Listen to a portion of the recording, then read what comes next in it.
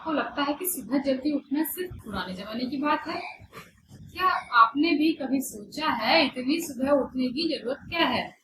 अगर मैं कहूँ कि आपकी बॉडी के अंदर एक नेचुरल बॉडी क्लॉक होती है जो डिसाइड करती है कि आपको कब भूख लगेगी, कब नींद आएगी, कब हार्मोन बनेंगे और कब आपका शरीर सबसे अच्छे तरीके से काम करेगा, तो क्या आप मेरी बात मानेंगे? क्योंकि आयुर्वेद ने हजारों साल पहले इसी बॉडी क्लॉक के अनुसार दिनचर्या बनाई थी और बताई भी थी। तो देखिए, आज आधुनिक विज्ञान भी सर्केडियन रिदम के रूप में इसी सिद्धांत को स्वीकार करता है। तो आज की वीडियो में हम समझेंगे कि आयुर्वेदिक दिनचर्या क्या है, सुबह जल्दी उठना इतना जरूरी क्यों है और देर से उठने का शरीर पर क्या प्रभाव पड़ सकता है, और क्यों आज हार्मोन इम्बैलेंस, मोटापा, पीसीओएस, फैटी लिवर और थकान जैसी समस्याएं इतनी आम होती जा रही हैं। हर किसी दूसरे तीसरे पर्सन में देखने को मिल रही है। इसका क्या रीजन है? इसलिए वीडियो को अंत तक जरूर देखिए, क्योंकि आज के बाद आपकी सुबह पहले जैसी कभी नहीं रहेगी। नमस्ते दोस्तों, मैं हूँ कविता और आप देख रहे हैं आयुर्वेदा विद कविता। देखिए, अब तक हमने वात, पित्त, कफ, अग्नि और आम को समझा, ठीक है। लेकिन अब सवाल है कि अगर हमें इन्हें रोज संतुलित रखना है तो कैसे करें, क्योंकि यही काम करती है। तो इसके लिए हमें अपनाना है आयुर्वेदिक दिनचर्या। आज हम बात करेंगे आयुर्वेदिक दिनचर्या की। तो उसमें सबसे पहला है कि आपको सबसे जल्दी सुबह जल्दी उठना जरूरी क्यों होता है, ठीक है। आयुर्वेद तो कहता है कि ब्रह्म मुहूर्त में उठिए, और बहुत से लोग कहते हैं कि इतनी सुबह हम क्यों उठें। तो इसका जवाब देखिए, विज्ञान भी देता है कि हमारे शरीर में एक बायोलॉजिकल क्लॉक होती है जिसे सर्केडियन रिदम कहते हैं।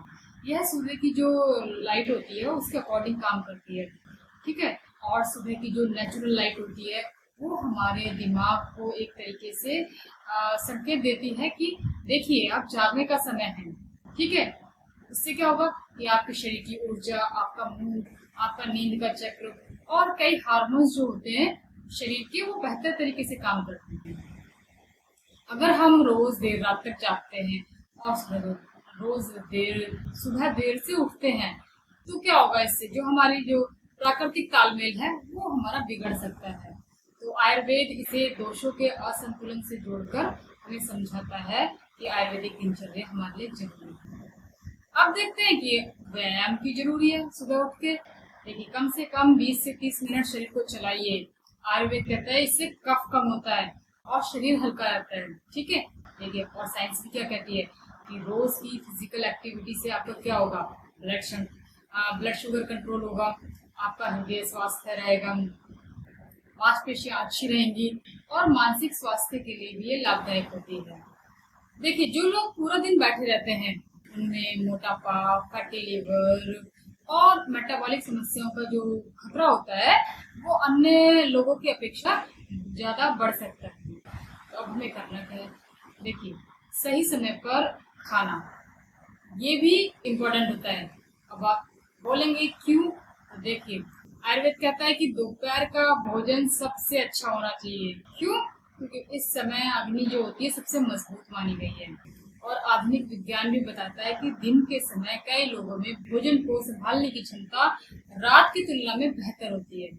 इसीलिए दोपहर का जो भोजन होता है वो हमारा बैलेंस होना चाहिए और रात का भोजन हमारा हल्का होना चाहिए, और देर रात को हमें भारी भोजन से बचना चाहिए। अगर हम देर रात भारी भोजन करेंगे तो ये हमारी नींद और पाचन दोनों को ही प्रभावित कर सकता है, ठीक है। और आज की सबसे बड़ी एक जरूरी बात कि आज बहुत सी महिलाएं पीसीओएस, इरेगुलर पीरियड्स और वजन बढ़ने जैसी समस्याओं से जूझ रही हैं, और पुरुषों में भी मोटापा, फैटी लिवर, कम ऊर्जा और मेटाबॉलिक जैसी समस्याएं दिन पे दिन बढ़ती जा रही हैं। इन समस्याओं के क्या कारण हो सकते हैं? देखिए, इन समस्याओं के कई कारण हो सकते हैं, जैसे खान पान, तनाव, आनुवंशिकता और हमारी डेली लाइफ स्टाइल। लेकिन अनियमित नींद, देर रात तक जागना और फिजिकल एक्टिविटीज का कम होना इन समस्याओं के जोखिम को बढ़ाने वाले महत्वपूर्ण कारकों में शामिल है। और यही वजह है कि आयुर्वेद दिनचर्या पर इतना जोर देता है। तो आज आपने सीखा कि आप मतलब सुबह जल्दी उठना की सिर्फ परंपरा नहीं है, ठीक है, बल्कि शरीर की प्राकृतिक घड़ी के साथ तालमेल बिठाने का एक तरीका है। सही समय पर खाना खाना है, फिजिकल एक्सरसाइज करनी है, टाइम पर सोना है, और यही छोटी छोटी आदतें होती हैं, लंबे समय में बड़ा बदलाव ला सकती हैं। ठीक है, हमें कोई और चीजें बाहर से नहीं अपनानी है, यही छोटे छोटे बदलाव कर देते हैं। अब देखते हैं कि क्या हर मौसम में सही यही वाली दिनचर्या अपनानी चाहिए, या गर्मी, सर्दी और बारिश के अनुसार हम इसे चेंज भी कर सकते हैं। इसके बारे में मैं बात करूंगी अगले वीडियो में। इसका टाइटल होगा ऋतुचर्या। अगर आपको ये वाली वीडियो पसंद आई तो इसे लाइक